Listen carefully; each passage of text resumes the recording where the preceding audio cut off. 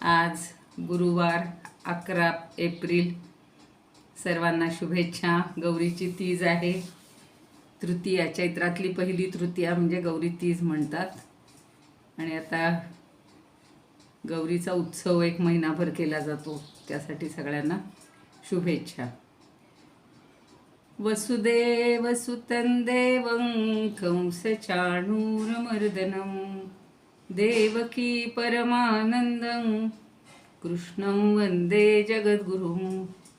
गुरुर्ब्रह्मा गुरुर्विष्णुः गुरुर्देवो महेश्वरः गुरुः साक्षात् परब्रह्म तस्मै श्रीगुरवे नमः.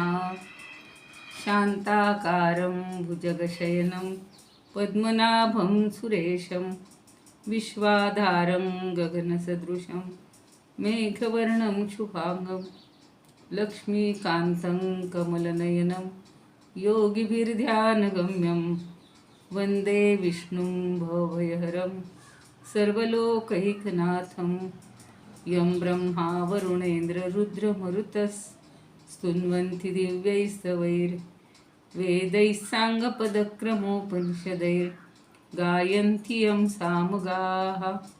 ध्यानावस्थिततद्गतेन मनसा पश्यन्ति यं योगिनो यस्यान्तन्न विदुःसुरासुरगणा. देवाय तस्मै नमः, देवाय तस्मै नमः. आज खरं गौरीचं हे आहे, पण आपण 9 दिवस रामाचं कुठलं तरी स्तोत्र म्हणायचं असं ठरवलं. कृतार्थ देववंदनं दिनेशमंशनन्दनं सुशोभिभालचन्दनं नमामि राममीश्वरं. मुनीन्द्रयज्ञकारकं शिलाविपत्तिकारकं महाधनुर्विदारकं नमामि राममीश्वरं. स्वतात वाक्यकारिणं तपोवने विहारिणं करेषु चापधारिणं नमामि राममीश्वरं. कुरङ्गमुक्तसायकं जटायुमोक्षदायकं प्रवित्तकीशनायकं नमामि राममीश्वरं. प्लवङ्गसङ्गसंमतिं निबद्धलिं नगापतिं दशास्य वंशसंशतिं नमा राममीश्वरं. विदीनदेवहर्षणं कपीप्सितार्थवर्णनं वर्षणं स्वबन्धुशोककर्षणं नमामि राममीश्वरं.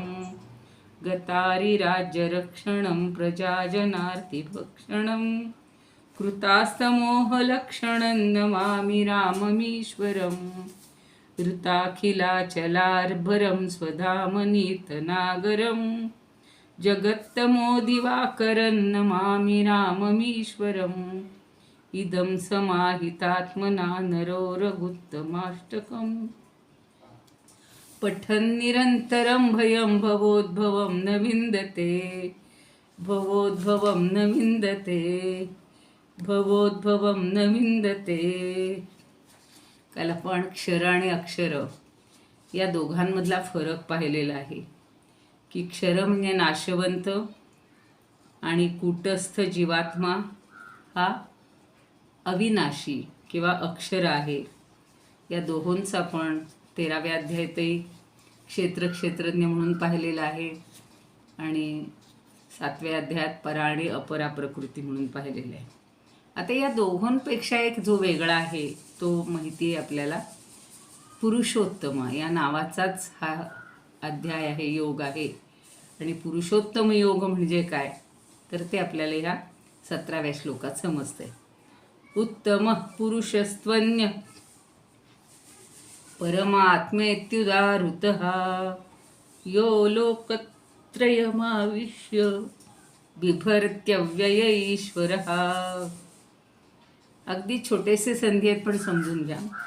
उत्तमः पुरुषः तू अन्यः. तू म्हणजे परंतु, म्हणजे वरच्या श्लोकाला आपण रोज 2-2 श्लोक 3-3 घेतो म्हणून वरची लिंक आपल्या लक्षात येत नाही. सलग म्हणलं की लगेच लक्षात येतं की क्षर आणि अक्षर असे आहेत. परंतु उत्तमः पुरुषः तू अन्यः. म्हणजे परंतु उत्तम पुरुष मात्र वेगळाच आहे, अन्य हा आहे. तो कोण आहे हो? परमात्मा इति उदाहृत. हा तो परमात्मा इति म्हणजे असा, उदाहृत हा म्हणजे सांगितलेला आहे. परमात्मा म्हणून जो सांगितला जातो तो उत्तम पुरुष या दोघांपेक्षा वेगळा आहे. यो यो म्हणजे यहा, जो लोकत्रयम आविष्य,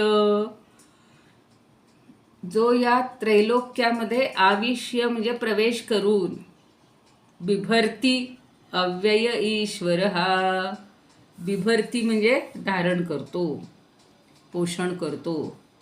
अव्यय हा सगळ्यांचं पोषण करणारा हा कसा आहे? अव्यय हा. व्यय म्हणजे नाश, खर्च. आपण आयव्यय म्हणतो की नाही, म्हणजे जमा आणि खर्च. पण याच्यामध्ये कधी खर्च किंवा नाश होतच नाही, म्हणून त्याला अव्यय म्हटलेलं आहे. ईश्वर हा तो परमेश्वर आहे आणि कुठल्या नावाने प्रसिद्ध आहे? परमात्मा. म्हणून त्याला परमात्मा असं म्हटलं जातं किंवा असं सांगितलं जातं. जे तिन्ही लोकांमध्ये प्रवेश करून सर्वांचं धारण पोषण करणारा अविनाशी परमेश्वर परमात्मा असं त्याचं वर्णन केलं जातं किंवा असा तो म्हटला जातो. म्हणजे दोन्हींपेक्षा, क्षर आणि अक्षर या दोहोंपेक्षा उत्तम पुरुष हा निराळाच आहे आणि तो या तिन्ही लोकांमध्ये प्रवेश करून सर्वांचं धारण पोषण करत असतो. शिवाय तो अविनाशी परमात्मा असा म्हटला जातो.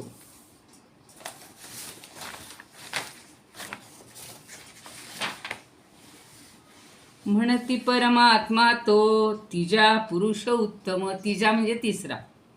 विश्वपोषक विश्वात्मा जो विश्वेश्वर अव्यय.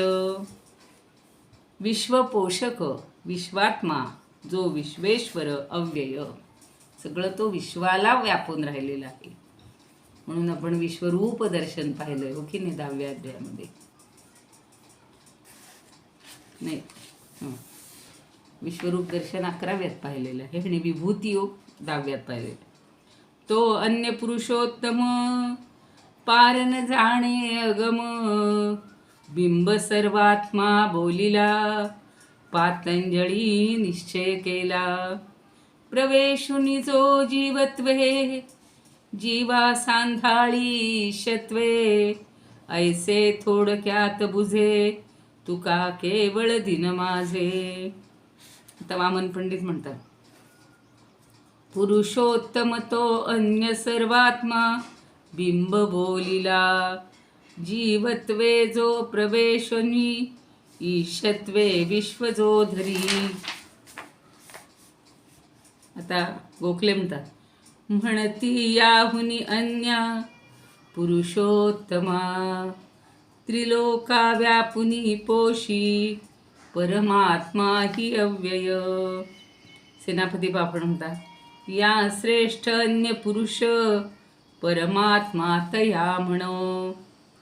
त्रिलोकी तो प्रवेशुनी पोषी अव्यय ईश्वर.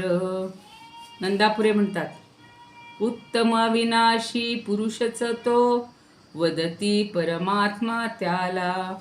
उत्तम अविनाशी पुरुषच तो वदती परमात्मा त्याला. त्रिलोकी शिरुनी अव्यय ईश्वर धारण करीतो सकलांना. हरिपंडित म्हणतात, तो वेगळा पुरुष उत्तम जाण पार्था. जो हा अक्षराक्षर विवर्त धरी स्वसत्ता. जीवेश्वरात्मक उपाधी विरिष्ट भासे. सच्चित सुखात्मक ही अद्वय निर्विशेषे. काशीनाथ स्वामी म्हणतात, यासी अन्य पुरुषोत्तम आत्मा त्यासी बोलती श्रुती परमात्मा. व्यापुनी त्रिभुवना अविनाशी जो परेश धरिया सकळाही. परेश म्हणजे सर्वात श्रेष्ठ ईश्वर. शंकराचार्य म्हणतात, उत्तम म्हणजे अतिशय उत्कृष्ट. आपण म्हणतो ना, उत्तम खेळाडू, उत्तम शिक्षक, उत्तम कारागीर, तसं उत्तम म्हणजे अतिशय उत्कृष्ट असा हा पुरुष निराळाच आहे. अर्थात या दोघांपेक्षा निराळा म्हणजे विलक्षण आहे, म्हणून त्याला परमात्मा म्हणतात. तो ईश्वर अविद्येतून निर्माण होणाऱ्या शरीरादी आत्म्याच्या अपेक्षा आणि सर्व प्राणीमात्रांचा आत्मा अंतरात्मा आहे, म्हणून वेदांतामध्ये त्याला परमात्मा म्हणण्यात आलं. त्याचं विशेषत्वानं निरूपण करताना भगवान म्हणतात की जो पृथ्वी अंतरिक्ष या तीनही लोकांना आपल्या चैतन्यरूपी शक्तीनं त्यांच्यामध्ये प्रवेश करून केवळ स्वरूप सत्ता मात्रेच्या योगानं धारण करतो, तो अविनाशी ईश्वर आहे, त्याचा कधी नाश होत नाही, असा जो नारायण नामक सर्वज्ञ आणि सर्वांचं नियंत्रण करणारा आहे, या ईश्वराचं नाव पुरुषोत्तम आहे.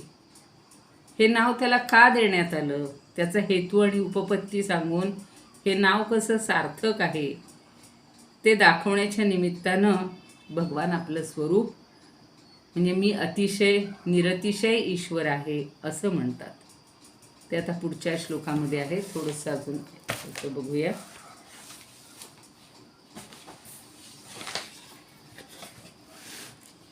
ज्ञानदेवांनी क्षर आणि अक्षरवर तर खूपच हे केलेलं आहे. आता ज्ञानदेव पहिल्या ओळीत म्हणतात की भगवंता तू स्वसंवेद्य आहेस, तू स्वतःलाच स्वतः जाणतोस.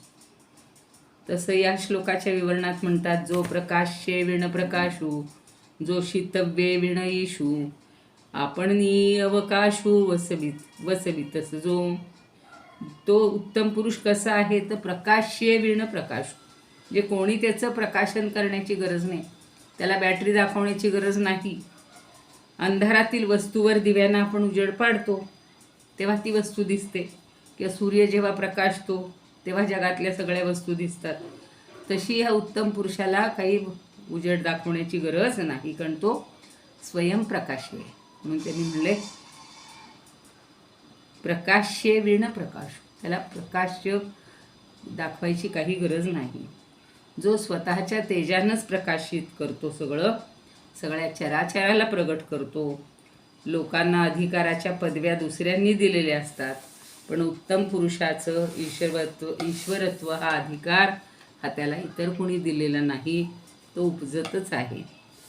ती स्वयंभू गोष्ट आहे. आपण म्हणतो ना स्वयंभू मूर्ती असतात. काही माणसांना आपण अधिकारी आहोत हे त्यांच्याजवळ असलेल्या ओळखपत्रावरून ओळखावं लागतं. लोक म्हणतात हे आमचं कार्ड बघा, अरे बापरे तुम्ही एवढे मोठे आहात का, म्हणजे ते दाखवण्यामध्ये मोठेपणा असतो.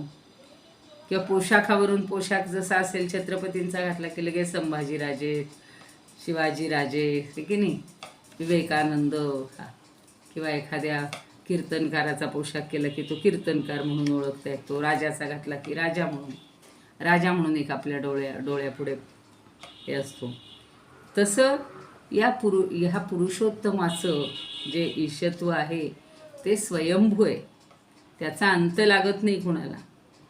आणि अवकाशासारखी त्याची व्याप्ती इतकी सामावलेली की तो सगळ्या काय म्हणू आपण चराचरामध्ये व्यापून राहिलेला आहे.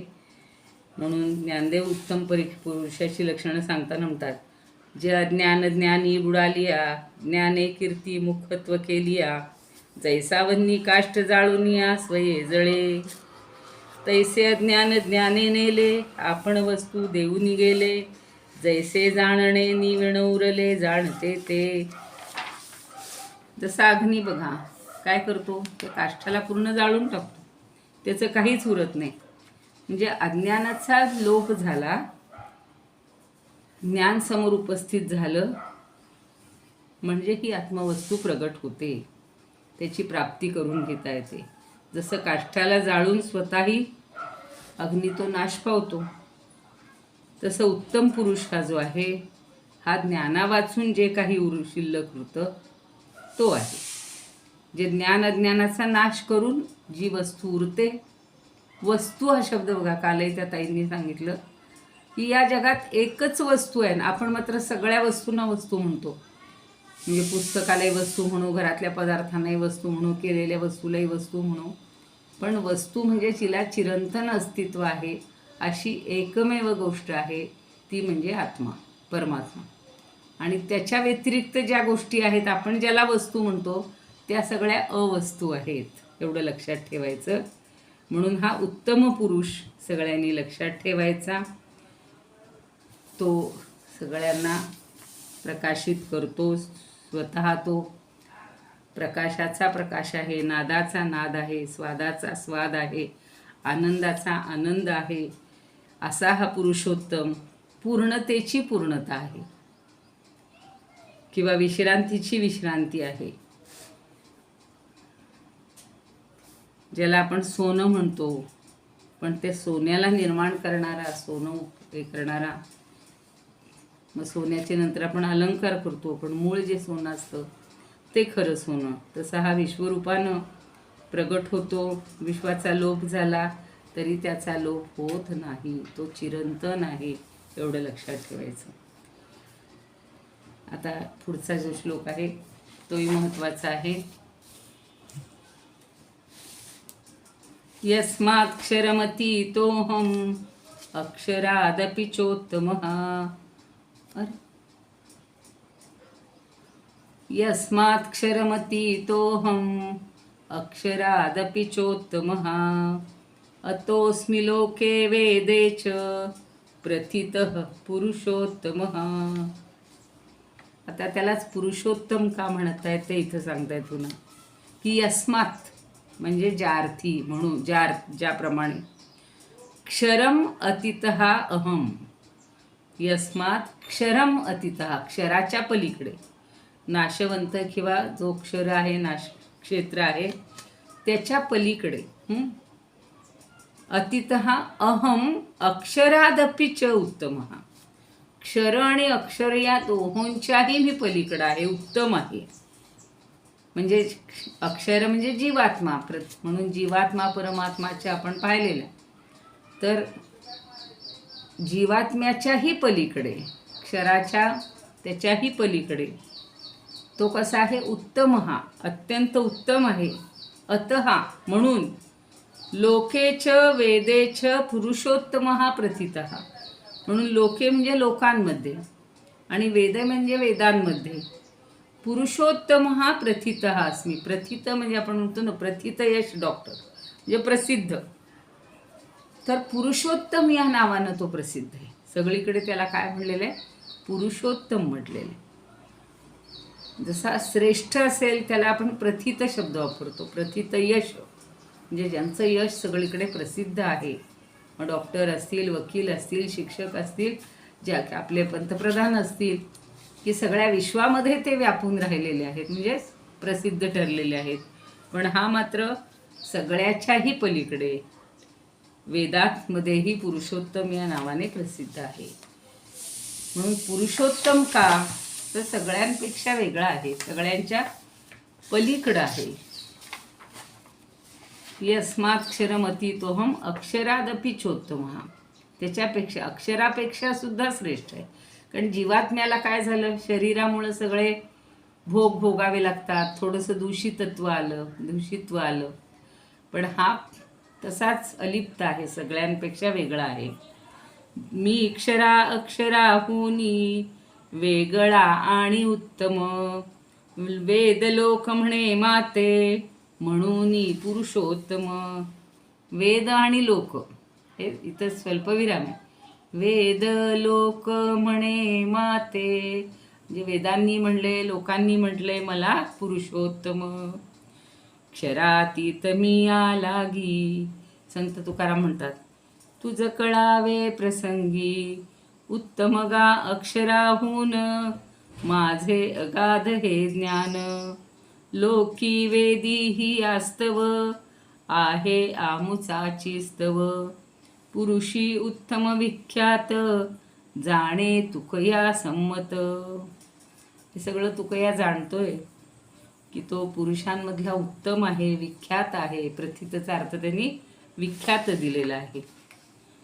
काशीनाथ स्वामी म्हणतात, मी वेगळा अक्षर जीवा हुनी जाण आता, माईक अक्षरथया विरहित पार्था.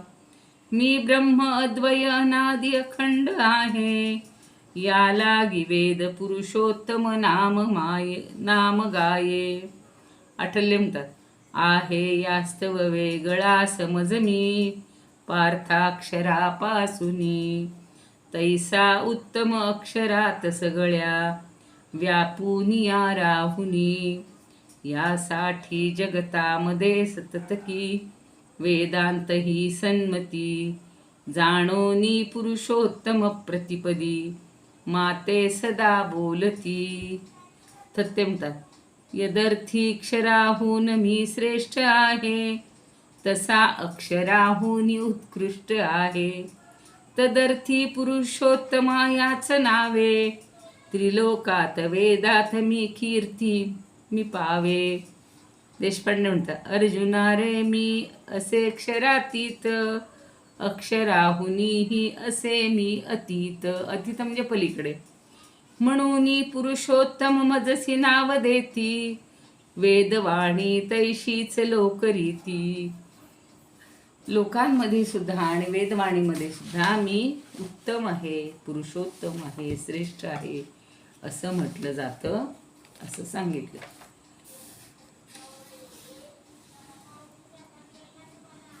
आता अक्षर भावाच्या पलीकडे म्हणजे अश्वत्थ नामक मायामय संसार वृक्षाचं जे अतिक्रमण केल्यामुळं संसार वृक्षाचं बीज स्वरूप असलेल्या प्रकृतीपेक्षा उत्तम किंवा अतिशय उत्कृष्ट असा मी आहे. क्षर आणि अक्षर यांच्यापेक्षा उत्तम असल्यामुळं वेदामध्ये आणि या लोकी मी पुरुषोत्तम म्हणून प्रसिद्ध आहे. भक्तजन मला याच नावानं जाणतात, तर कवी आपल्या काव्यामध्ये माझा नावाचा प्रयोग करतात. पुरुषोत्तम या नावानेच माझे वर्णन करतात. म्हणजे आत्मतत्वाला जो जाणतो त्याला मिळणाऱ्या फळाबद्दल सांगतात. आता पुढचा श्लोक आहे, शेवटच्या टप्प्यात आपण चाललेले आहोत.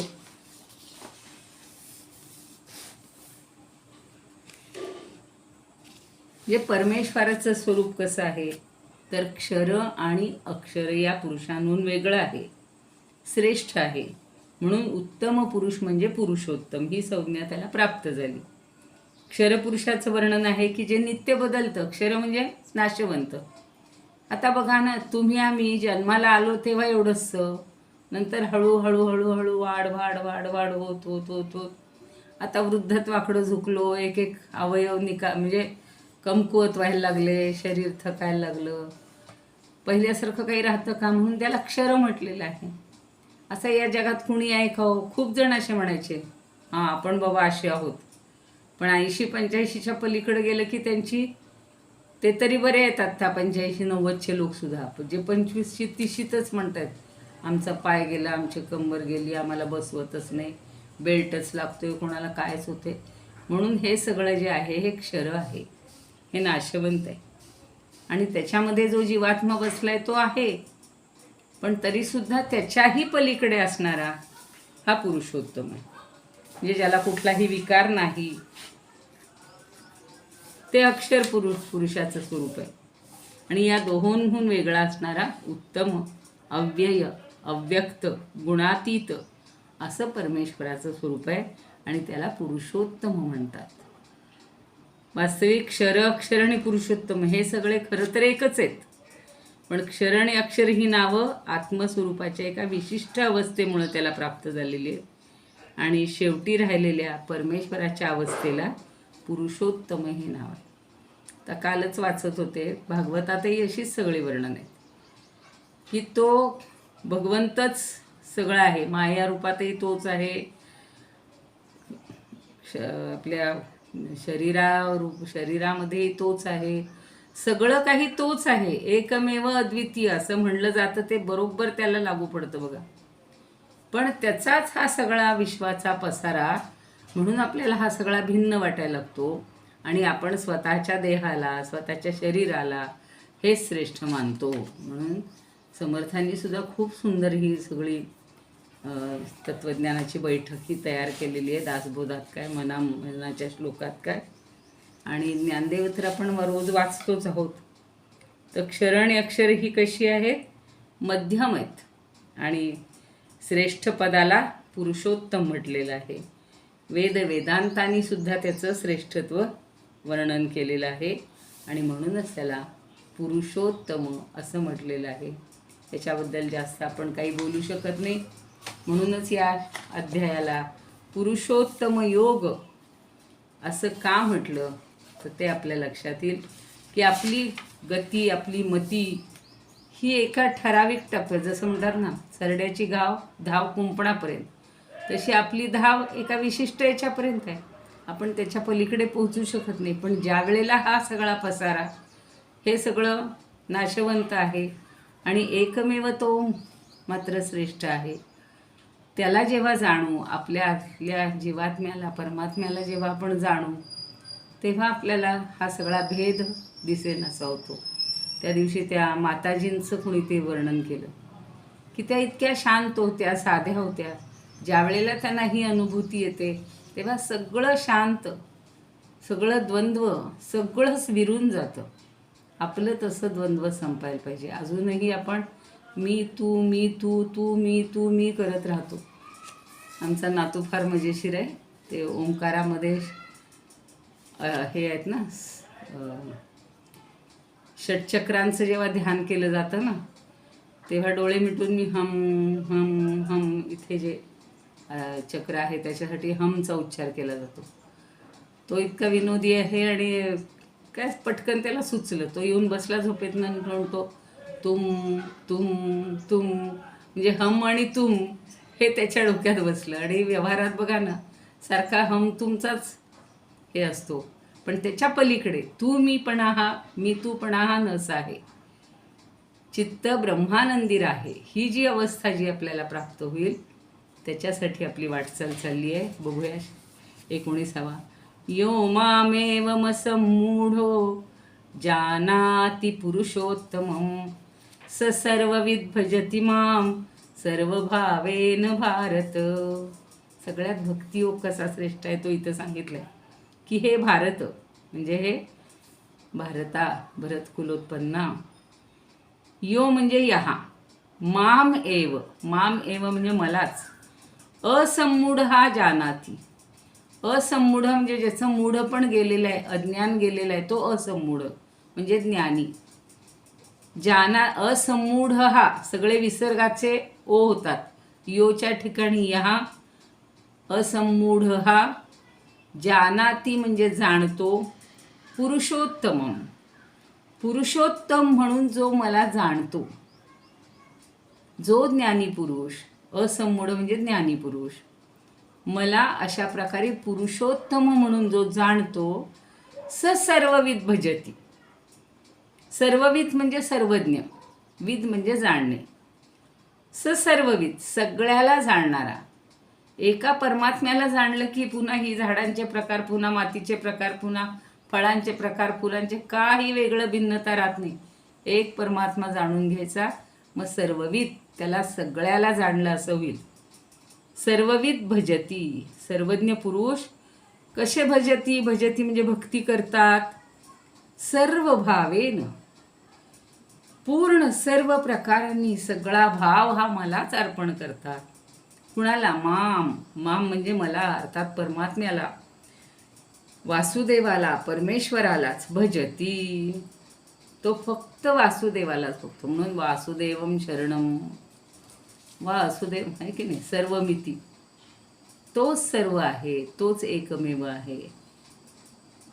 अष्टादश पुराणेषु व्यासस्ने आकाशात पतितं तोयं यथा गच्छति सागरं सर्वदेव नमस्कार केशवं प्रति गच्छति.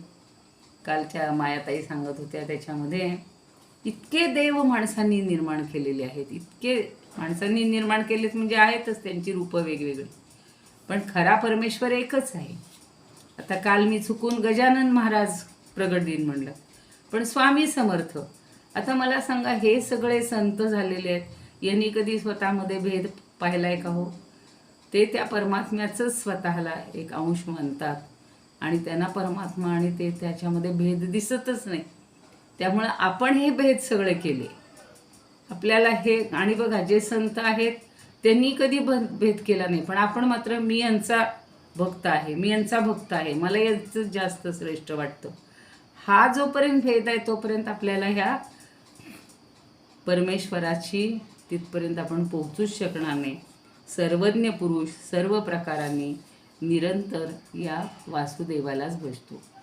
जसं नरहरी सोनार असेल, समर्थ असतील, त्यांना त्या एकदा रामामध्ये की त्यांना विठ्ठलामध्ये राम दिसायला लागला, नरहरीला शिवामध्ये मग विठ्ठल दिसला. म्हणजे सगळ्यांचं शेवटी एकमेवच एकच तत्व आहे हे जेव्हा समजतं तेव्हा मनुष्य ज्ञानी झाला. म्हणून जो ज्ञानी पुरुष मला तत्वतः पुरुषोत्तम म्हणून जाणतो आणि माझंच वासुदेव म्हणूनच परमात्म्याचं भजन करतो किंवा माझी भक्ती करतो असं म्हटलेलं आहे. मोह सारून जो दूर जाणे मी पुरुषोत्तम, सर्वज्ञ तो सर्व भावे सर्व रूपी भजे मज. सर्वज्ञ सर्व भावे सर्व रूपाने तो मलाच भजतो. असे जाणे मला सुज्ञ त्यासी म्हणावे सर्वज्ञ. ये रे मूढ शिखामणी काय चाटावी करणी. जो मला पुरुषोत्तमा मीच अक्षराक्षरु नामा. भज मज भजे सर्व भावे जैसा तुका लागे सेवे. बघा त्या भगवंताची त्याला आता बघा आपण आपले किती फरक आहेत. काल स्वामी समर्थ, आज काय देवीची अन्नपूर्णेची किंवा जी चैत्रागौर, ही सगळी विविध रूपं आपण मानलेली आहेत. कुठंतरी भजत राहायला पाहिजे, आपल्या मनामध्ये अखंड साधना राहायला पाहिजे, याचा उद्देश तेवढाच आहे. तर काशीनाथ स्वामी म्हणतात, श्रीकृष्ण हाची पुरुषोत्तम ब्रह्म ऐसे. जो जाणतो विमळ बोधर विप्रकाशे. सर्वज्ञ तोची भरवा मम भक्त पार्था. माते भजे त्यजुनी माईक भेद वार्ता. हे सगळे माईक भेद तो विरून टाकतो. मग अगदी छोट्याशा कीटकाला सुद्धा तो परमात्मा परब्रह्म मानेल. छोट्याशा झाडाझुडपाला सुद्धा प्रेमाने भगवंताचं रूप पाहिल. बघा आता समोर एक छान फुलपाखरू फिरायला लागले आमच्या बागेमध्ये. म्हणजे प्रत्येकामध्ये तो परमात्मा आहे, प्रत्येकामध्ये भगवंत आहे. ज्ञाता मला या पुरुषोत्तमाला. जो जाणतो टाकुनी मोह जाला. पार्था भजे तो मजला स्वभावे. सर्वस्व मी मानुनी भक्ती भावे. सर्वस्व मीच आहे असं केरळचे आठल्य म्हणत होते. आता थत्ते म्हणतात, असमूढ तो जाणतो नित्य माते. जगन्नाथ उत्कृष्ट जो मी तयाते. असा सर्व वेत्ता स्वये होऊनिया. भजे सर्व भावे मला तो अजेया. देशपांडे म्हणतात, ज्ञानी जो मजसी या परीच जाणे. मीच पुरुषोत्तम जया हृदयी बाणे. असुनी सर्वज्ञ ही असा स्वस्वभावे. भारता मज तो भजे सर्व भावे. या सगळ्या संतांनी सर्व भाव या त्या भगवंताच्या चरणी अर्पण केलेला आहे. रामचरणी समर्थ लीन झाले. शिवरायांनी समर्थांच्या ठिकाणी आपला सगळा भाव प्रगट केलेला होता. हनुमंतांनी रामाच्या चरणी सगळं हे केलेलं आहे, आपलं दास्यत्व स्वीकारलेलं आहे. म्हणजे त्यांना दुसरा भेद दिसतच नव्हता. तो मी एकच आहे असं सारखं वाटत होतं.